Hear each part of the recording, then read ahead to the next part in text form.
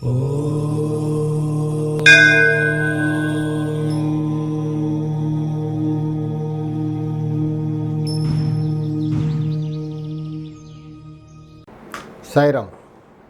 విశ్వకర్మ వాస్తు కార్యక్రమానికి స్వాగతం. నేను మీ విశ్వకర్మ.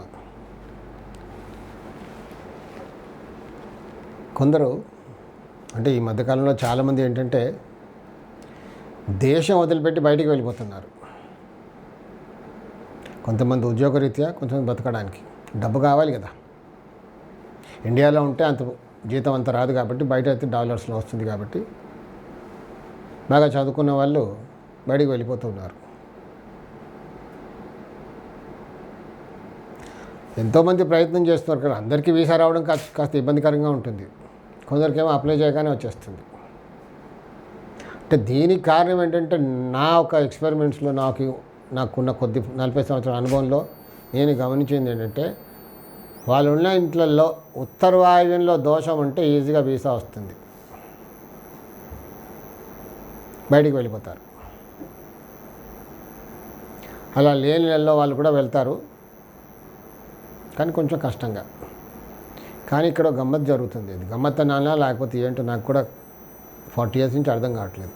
కొంతమంది ఉత్తర వాయువ్యం దోషంతో వెళ్ళిన వాళ్ళు అక్కడ కూడా ఇబ్బంది పడతారు, సెటిల్ అవ్వలేరు. అస్తమానం కష్టపడుతూనే ఉంటారు, ఒక ఫిక్స్ జాబ్ అంటూ ఉండదు, ఆర్డ్ జాబ్ చేస్తూ ఉంటారు. కొంతమంది ఏమో బయటికి వెళ్ళి అలా సెటిల్ అయిపోతారు హాయిగా. ఇలా కొంతమంది ఉంటే కొన్ని కేసెస్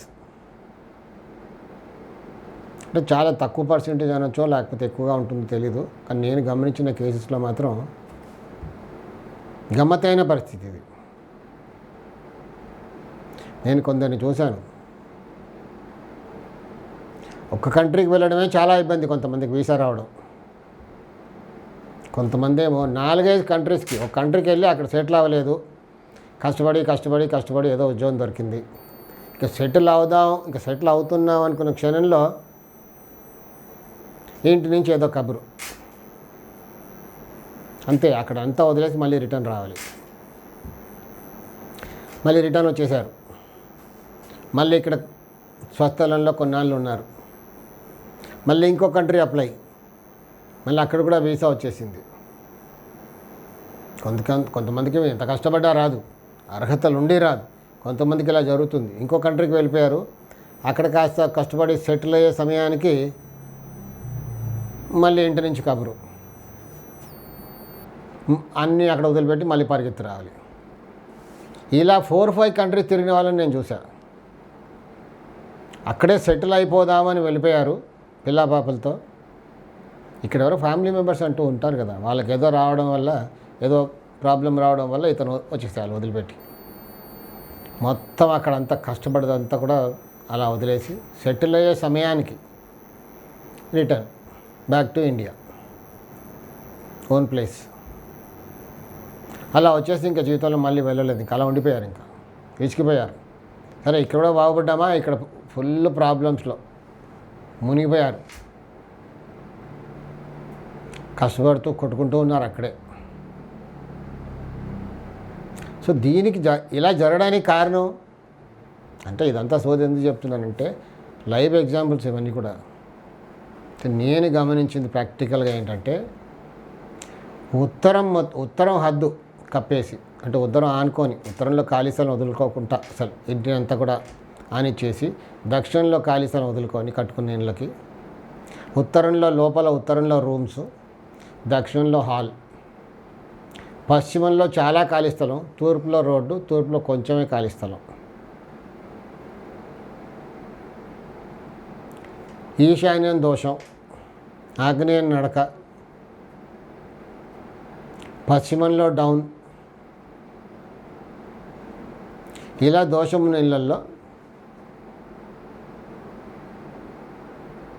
ఉత్తరం అంతా కూడా లోపల రూమ్స్ అని కూడా ఉత్తరంలో, దక్షిణంలో పెద్ద హాలు, పశ్చిమం డౌన్, తూర్పు ఆగ్నేయం నడక, అంటే తూర్పు ఆగ్నేయంలో ప్రధాన ద్వారం, దక్షిణంలో ఇంటికి ఖాళీ స్థలం, ఉత్తరం అసలు ఖాళీ స్థలం లేకుండా ఉత్తరం హద్దు కట్టేసుకోవడం, పశ్చిమం డౌన్. ఇలాంటి ఇళ్ళలో ఉండేవాళ్ళు బయటకు వెళ్తారు, కానీ మళ్ళీ రిటర్న్ వచ్చేయడం.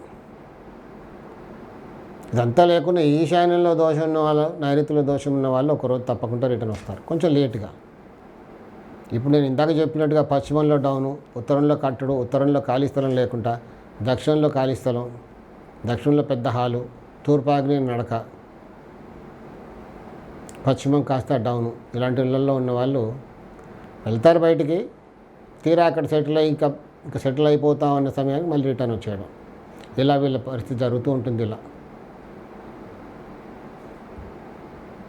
ఇలాంటి ఇళ్ళల్లో ఉన్న వాళ్ళకు బాగా విసిగిపోయి కూడా అటెంప్ట్ కూడా చేస్తారు. అటెంప్ట్ అంటే సూసైడ్ అటెంప్ట్స్. ఒకసారి జరిగిపోద్ది కూడా, సూసైడ్ కూడా చేసుకుంటారు. జీవితంలో విసిగిపోతారు. ఎందుకంటే తీరా మనం సెటిల్ అయిపోతున్నాం అనే సమయానికి మళ్ళీ ప్రాబ్లమ్స్, మళ్ళీ రిటర్న్ వచ్చేయడం. సరే ఇక్కడికి వచ్చాము, ఇక్కడ ఏమైనా బాగుపడుతున్నామా? ఇక్కడ ఏం బాగుపడటం లేదు. పైగా ఇలాంటి ఇళ్ళల్లో ఉండేవాళ్ళు ఆడవాళ్ళు కాస్త కమాండ్గా ఉంటారు. కొంతమంది ఏమంటారంటే ఇలాంటి ఇళ్ళల్లో ఉన్న వాళ్ళకి అసలు వాస్తు పట్ల ఏమాత్రం అవగాహన కూడా ఉండదు. ప్రపంచం అంతా కూడా వాస్తు అంటుంటే కూడా వీళ్ళు అసలు పట్టించుకోరు. అక్కడ ఉన్న మెంబర్స్లో అంత ఏముంటుందంటే, అందరూ వాస్తు పాటిస్తున్నారా? వాస్తు ఏంటి మూఢనమ్మకం? వాస్తు పాటిస్తేనే బాగుపడతామా?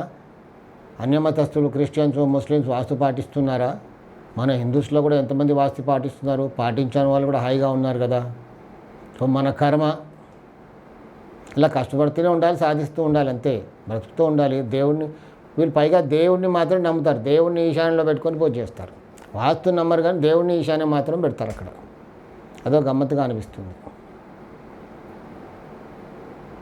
అందరూ వాస్తునే నమ్ముతున్నారు, అందరూ బాగుపడటం లేదా అని జీవితాన్ని వీళ్ళు గల్లంత చేసుకుంటూ ఉంటారు. ఇలాంటి ఇళ్ళలో ఉండే వాళ్ళకి ఎంతోమంది ఇళ్ళు నేను సూసైడ్ అటెంప్ట్ చేసుకునే వాళ్ళని కూడా చూశాను. ఇంట్లోకి వెళ్ళగానే అడుగుతాం, ఇక్కడ ఏమైనా అటెంప్ట్ చేశారు ఎవరైనా అని. ఆల్రెడీ ఒక కేసు అయిపోయిందని చెప్తారు. అంటే ఇవన్నీ ఎందుకు చెప్తున్నానంటే, వాస్తు అంత నిక్కచ్చిగా అంటే థియరిటికల్గా మనకు రాసి ఉంది, ప్రాక్టికల్గా కూడా డేటా అలాగే దొరుకుతుంది. సో ఇది నమ్మదగిందా కాదా అన్నదానికి ఇవంతా చెప్తున్నాను. సాయి రక్ష.